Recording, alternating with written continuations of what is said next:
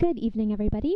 Thank you for joining us for our PSC Open Forum on detox reactions, techniques to support detoxification while on the Rubimed Remedies.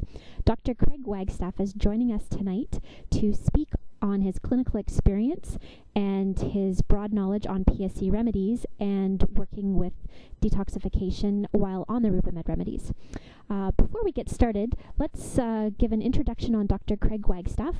Dr. Wagstaff has a naturopathic practice that's family-focused with creation of health programs specific to the individual person, non-invasive testing and treatment methods, and a gentle approach to young, elderly, and sensitive individuals makes Craig a favorite practitioner with both patients and family members. Craig's therapy goal is maximizing wellness through the lifespan. Craig is well known as an innovator in using a variety of European natural treatment methods and is always on the lookout for new emerging medical developments. He's one of the first practitioners in North America to incorporate a variety of German therapeutics, including Vega, Mora, Sanam, and PSC, or psychosomatic energetics. As a matter of fact, for those of you who don't know him, he was the very first practitioner in North America using PSC. And for that matter, he was very instrumental in actually getting this modality over to Canada and the U.S. for us. So thank you for that. His keen interest in learning and incorporating new modalities into his practice have made him a most successful and sought-after practitioner with patients attending the clinics from locations all over the world. In my opinion, he is one of the most knowledgeable in psychosomatic energetics, and because he also has a very strong history in using detoxing with his patients, he is going to be an excellent presenter tonight for detoxing reactions, techniques to support detoxification while on the Rubimed Remedies. With all that said, what I'm going to do is I'm going to turn the floor over to Dr. Wagstaff. Thank you, Heather. The check will be in the mail. Dr. Wagstaff, just let me know when you want your slide changed. Okay. Okay, thank you. Okay, so I hear the computers were being fuzzy, and it's cold. We just got 5 centimeters or about 3 or 4 inches of snow, so probably just that. So what we're going to do tonight is the Rubimed medicines, or the PSC, are one of the most powerful forms of medications that I've found.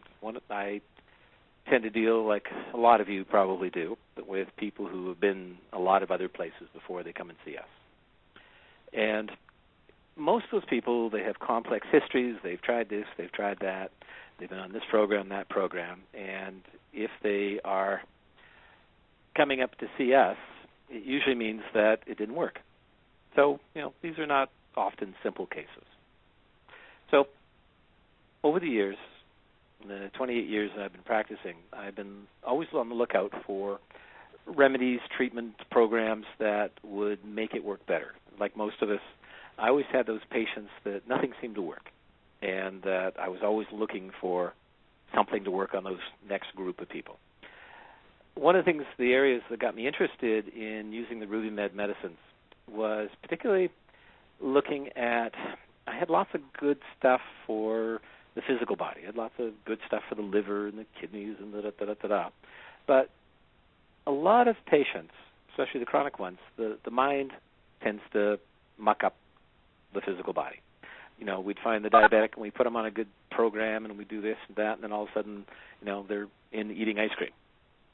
And we knew, there's that patients where that a lot of it is coming because of the programming, the stress, the other things. So that's sort of where my interest in using the Rubimeds, because I had done, different, like Bach flower remedies, and I'd done different types of body talk, et cetera, et cetera, et cetera. All really valuable techniques. But what I found over the years is that they often didn't reach deep enough for me, for the group of people I saw. And so when I came across the Rubimeds, it was quite interesting because I had heard about them. Just, I have friends over in Europe, and I happened to be going over to Medicine Week in Germany. And so I asked for an introduction to the Banesses, and I found them they had a booth and that sort of stuff, and it was quite fun because it was an amazing sort of coincidence because we'd actually met each other years ago. We had some mutual teachers, Dr. Schimmel, who invented a lot of the Vega and stuff like that.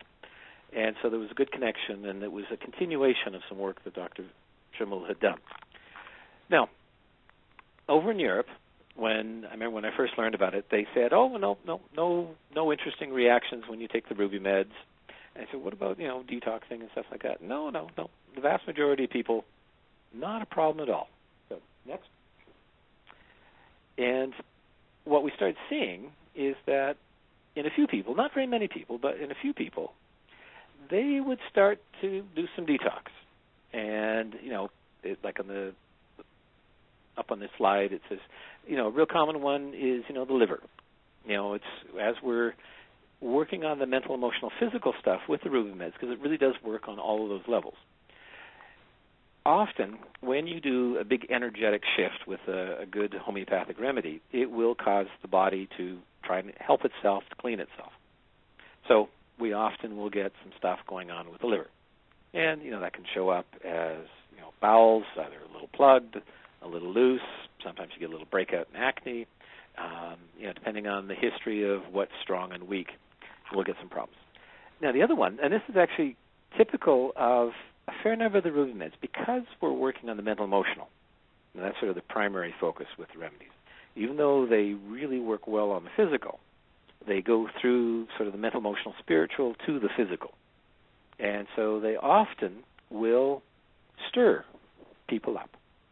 And so I warn them, depending on the remedy, if we're using Shavita 3, which is sort of third chakra stuff, they will be sensitive. They'll be a little grumpy. They'll be a little bit this, a little bit that. Typical liver, if you study Chinese medicine, sort of livery symptoms.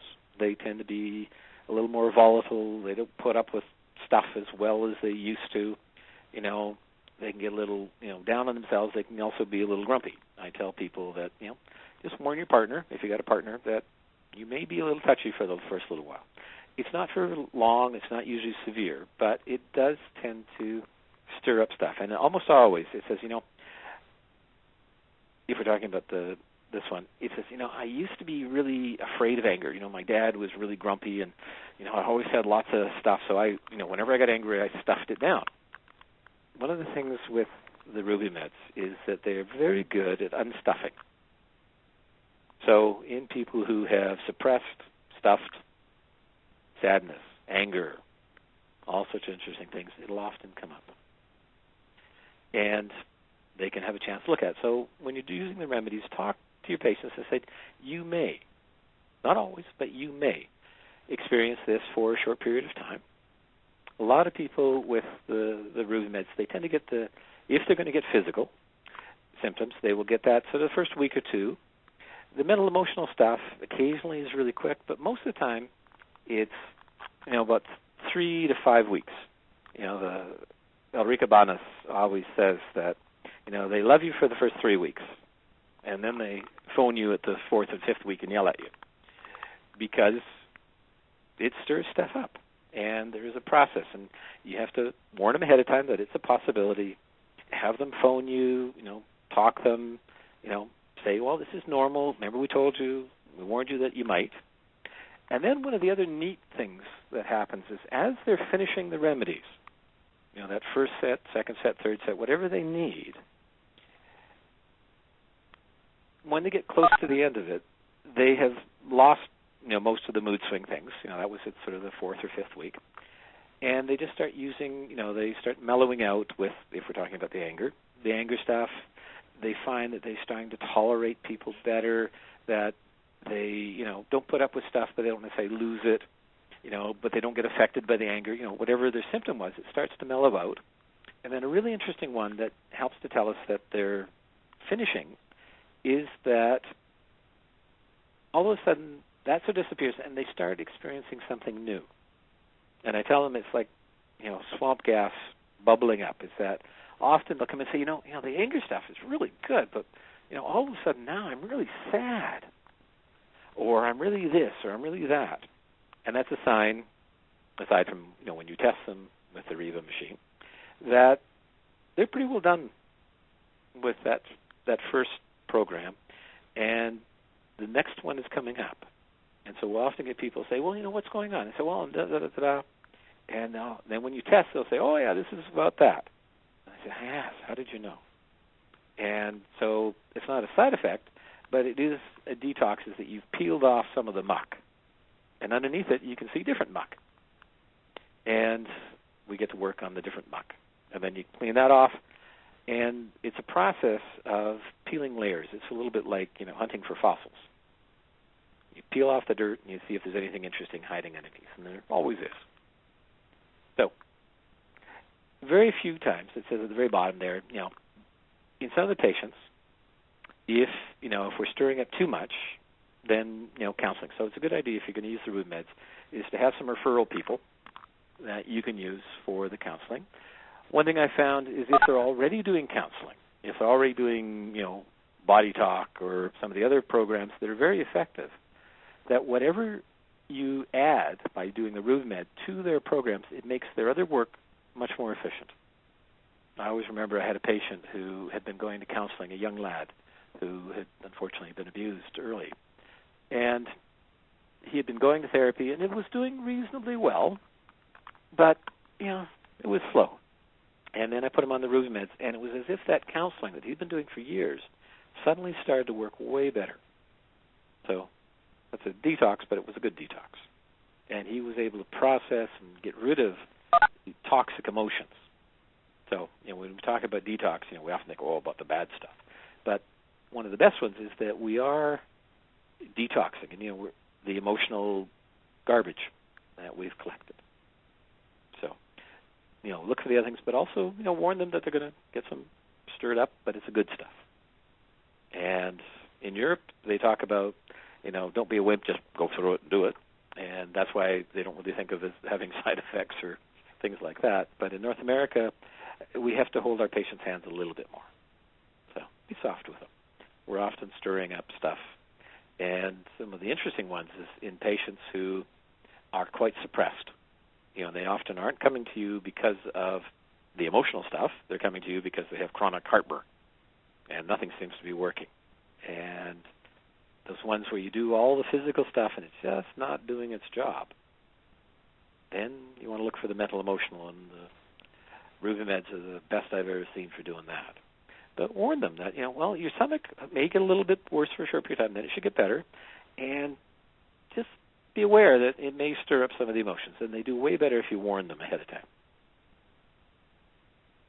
And let them know. So next. Okay. Now, each of the Shavitas works on a different chakra, and there's nothing sort of particularly magical about the chakras. It's just that it's a good framework that we're hanging this stuff on, and it seems to flow with what you think of as traditional. So we're going to talk about these generally, and then we're going to go through and ask questions about the people who have been using it and give you some ideas on how to cope with it. So, Shavita 1. Shavita 1 is, if we're talking physical, it's the first chakra, it's the base, it works on everything sort of pubic bone and lower. So this one, if it's going to give a problem, we often see if they've got some hip, old knee injuries, that sort of stuff, little ankle problems, we're going to see a little bit more for a while. Hips and knees, especially for some reason, especially the knees. And it's, I haven't had a problem with my knees since that football injury when I was in high school. Very short period of time, but then it means that there's a blockage in the energy. If you, in any of these things where you get a specific blockage, it means the energy is moving, but it's not quite doing what it's supposed to do. So if you do acupuncture or energy or, physical stuff, and we're going to talk more about that, it works. One of the things is acupuncture, acupressure. If you don't do acupuncture, do basic acupressure around those areas. A phenomenal way of moving the energy. If you got good hands, use the hands. Massage, energy, you want to move the energy. And that's what we're talking about with any of these things. It's simply that we're stirring it up and the energy is a bit stuck. With taking the remedies, it'll go away by itself, but if you want to help to make the process a little easier, you can do some acute